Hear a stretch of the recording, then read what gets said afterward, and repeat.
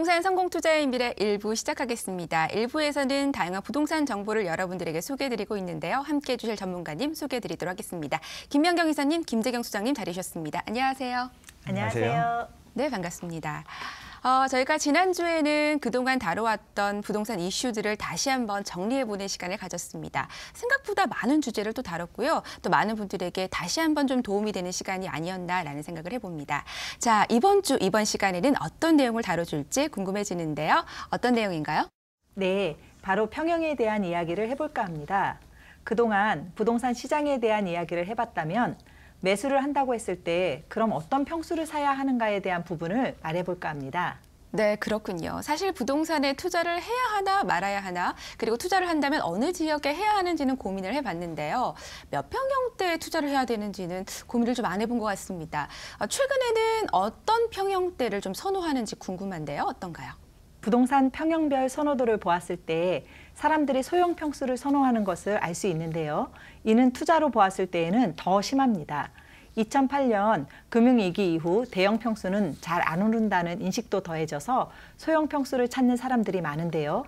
정말 소형 평수만이 정답일지 좀 더 시야를 넓혀볼 필요가 있다고 생각합니다. 가장 대표적으로는 대형 평수의 공급이 줄어들어 희소성이 증가한다는 것입니다. 그리고 대형 평수를 보면 단지 내에서 가장 좋은 위치에 배치를 하기에 그 자체를 보았을 때에도 메리트가 높습니다. 캥거루족, 리터루족이란 말을 들어보셨는지요? 이에 대한 사회적인 요인도 추가되면서 대형 평수의 인기가 다시 높아지리라 보고 있습니다.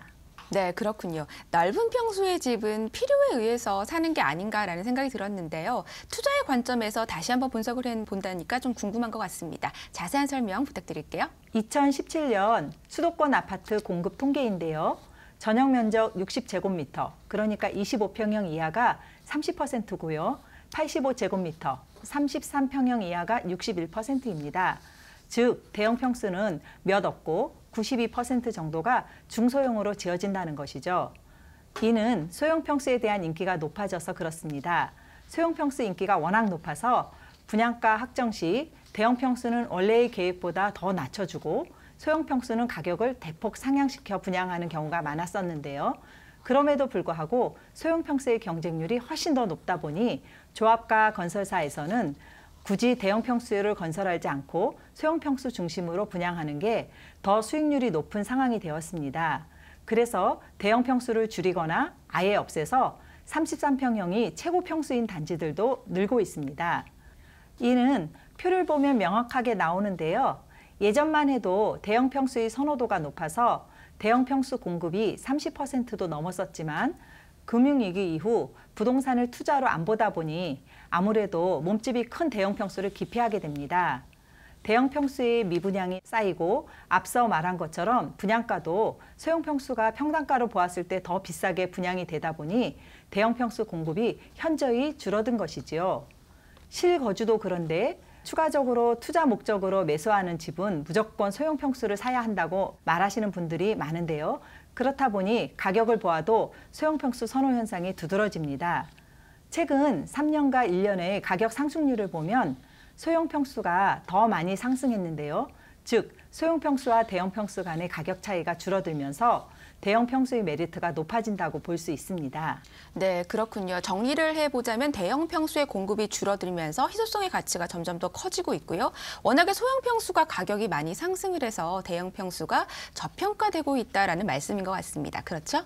네, 이 밖에도 요즘 사회적인 현상도 대형 평수의 수요를 높이고 있습니다. 캥거루족은 성인이 되고도 독립을 못하는 사람들을 말하는 것이고, 리터루족은 독립을 했다가 또다시 부모와 합가하는 사람들을 말합니다.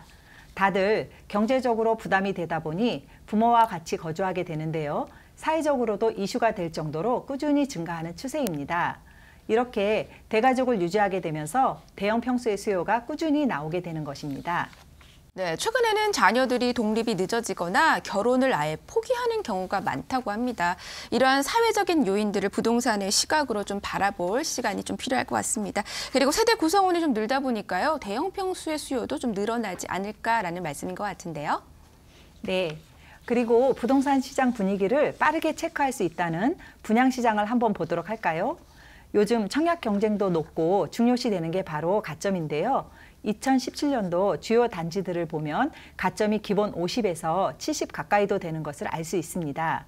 그런데 가점이란 것을 보면 참 대단한 게 50점을 채우려고 하면 부양 가족이 3명이 적어도 10년 이상은 무주택자를 유지해야 하고요. 청약도 계속 꾸준히 부어야 합니다. 그런데 앞서 봤다시피 가점 커트라인이 낮아야 50이지 기본 60은 되다 보니 아주 치열하다고 할 수 있습니다.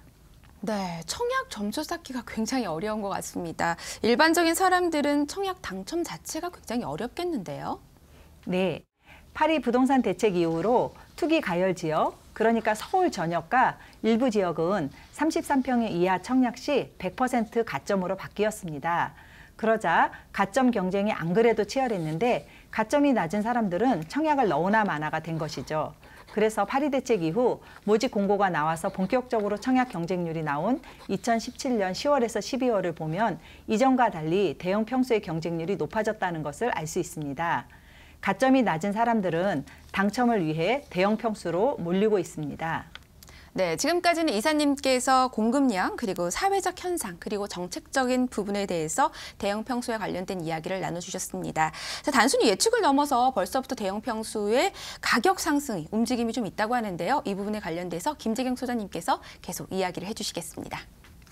네, 부동산 시장을 보다 빠르게 알 수 있다는 분양시장 분위기를 보면요. 대형 평수 미분양 물건들이 빠르게 줄고 있습니다. 너도 나도 분양 공급을 중소형으로만 하다 보니 대형 평수의 희소성이 커지고 이에 대한 수요가 반영되고 있다고 볼 수 있지요. 미분양 물건이 줄면 가격이 바닥을 다지면서 시세가 형성되는 데도 도움이 되고요.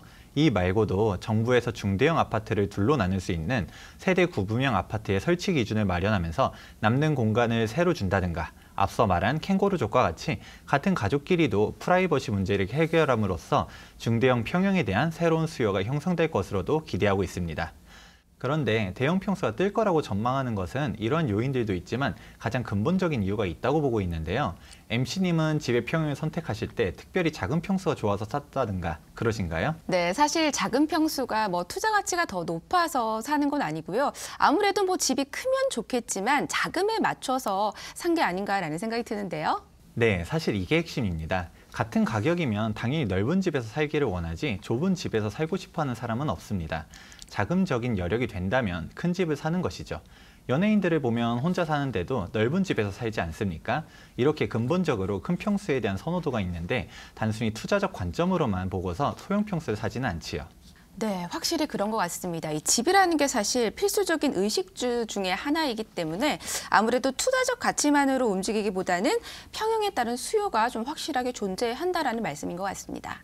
맞습니다. 2008년 금융위기 이전만 해도 대형 평수의 선호도가 높았는데요. 사람들이 자금적 여유가 있으면 큰 평수로 가려고 하다 보니 각 평형별 격차가 컸습니다. 그런데 금융위기가 터지면서 부동산을 투자로 보지 않는 심리가 강해졌는데요. MC님이 말하셨던 것 같은 위식주로 꼭 필요한 집이다 보니 그래도 산다면 소형 평수로 고르게 되었고 투자 열기가 되살아난 뒤에도 대형 평수보다는 소형 중심으로 움직이면서 소형 평수 가격이 많이 올랐습니다.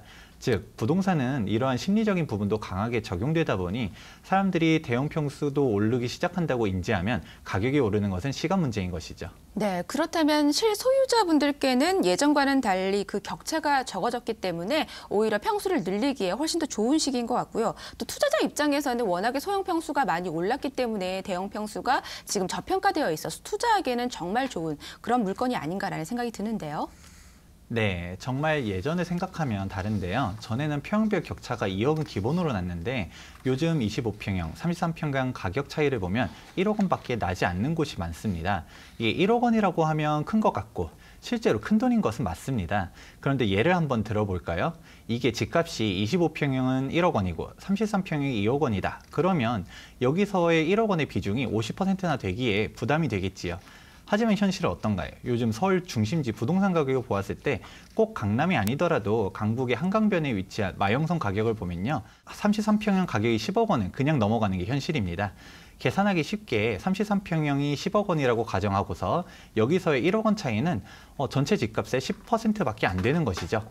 개인적으로는 25평형을 9억씩이나 주면서 집을 살 거면 대출을 1억 원 받더라도 33평형을 사야 한다고 생각합니다. 이는 금융위기 이전 25평형 부동산 가격을 보면 정말 그 격차가 많이 줄어들고 고평가가 되었다는 것을 아실 수 있으실 것입니다. 네, 요즘 서울 부동산 가격이 정말 장난이 아닌데요. 여기서도 서울 중심으로 계속 올라간다고 하니 정말 대단한 것 같습니다. 하지만 단순히 또 가격이 올라가는 것이 아니라 이 평형적 저평가를 본다라는 것이 관점인 것 같습니다. 네, 특히 투자적으로만 보면 소형만 찾을 이유가 하나도 없습니다. 왜냐하면 전세를 끼고 갭 투자를 할 터인데 매매 가격이야 차이가 있지만 전세도 당연히 대형 평수가 더 높고요. 그렇기 때문에 갭 차이를 보면 차이가 별로 안 나거나 오히려 투자 금액이 더 적은 지역도 있습니다. 매매 가격을 보고 겁을 먹는 것이 아니라 투자 금액을 보셔야 하는 것이지요. 그리고 대형 평수 가격 상승에 대해서는 이미 신축 아파트에서부터 움직이고 있습니다. 강북의 아파트 3곳을 조사해 보았는데요. 일반 분양가와 현재 호가 기준 시세입니다. 다들 중소형에 투자를 해야 한다고 했었는데 실제로 보면 대형 평수가 더 많이 오른 것을 볼 수가 있습니다.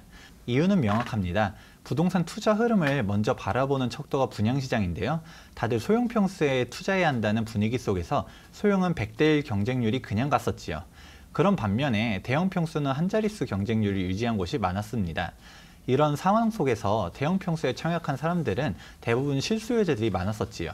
애초에 처음 대형 평수 이야기를 시작했을 때 대형 평수 분양 실적이 저조하니 대형 평수를 줄이거나 아예 없애는 지역이 많다고 하지 않았습니까?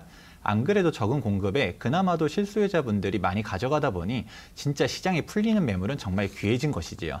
네, 지금까지 말씀해 주신 이야기가 돌고 돌아서 종합적으로 좀 정리가 된 것 같습니다. 신규 대형 평수 공급이 줄다 보니 아무래도 신축 아파트들의 가격이 벌써부터 좀 반응이 오는 것 같은데요.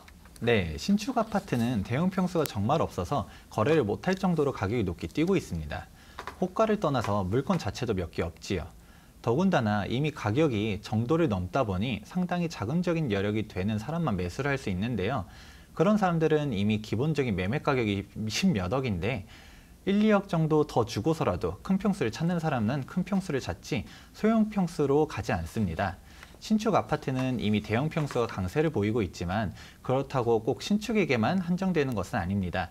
신축 대형 평수 가격이 상승하면 시간이 지나면서 구축 아파트들 가격 형성에도 큰 도움이 되기 때문이지요.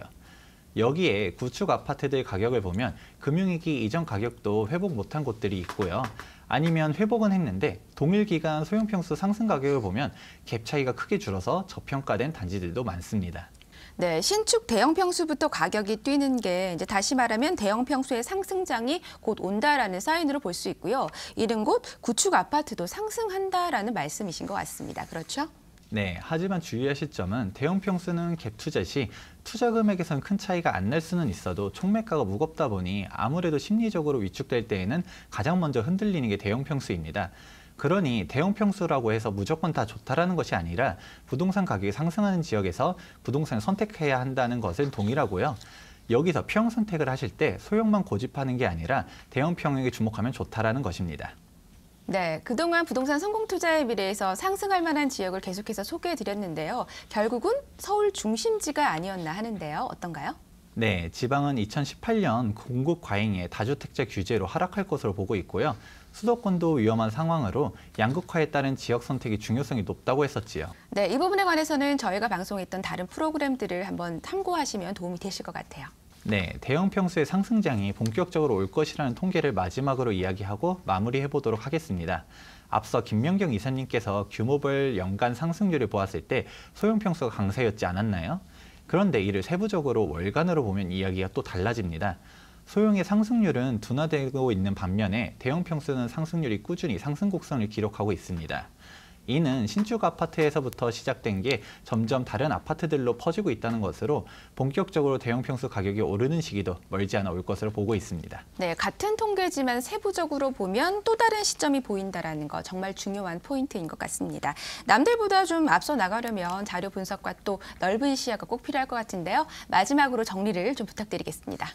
가장 기본적으로는 신규 대형 평수 공급이 감소하면서 대형 평수의 희소성이 높아질 것입니다. 그리고 대형 평수에 대한 근본적인 선호와 더불어 단지 내 가장 좋은 위치에 대형 평수를 배치하게 되는 것도 강점이고요. 캥거루족과 같이 사회적인 현상도 대형 평수의 수요를 높일 것으로 보고 있습니다. 신축 아파트는 대형 평수가 이미 강세로 구축 아파트도 가격 상승을 기대하는데요. 잊지 말아야 하는 것은 기본적으로 부동산 가격이 상승하는 지역에서의 평형 선택 전략이라는 것입니다. 하락하는 지역의 대형 평수가 저렴하다고 막 사고 그러시면 안 됩니다. 네, 기본적으로 가격이 상승하는 지역에서 투자 전략이 중요하다라는 점 꼭 짚어주셨습니다.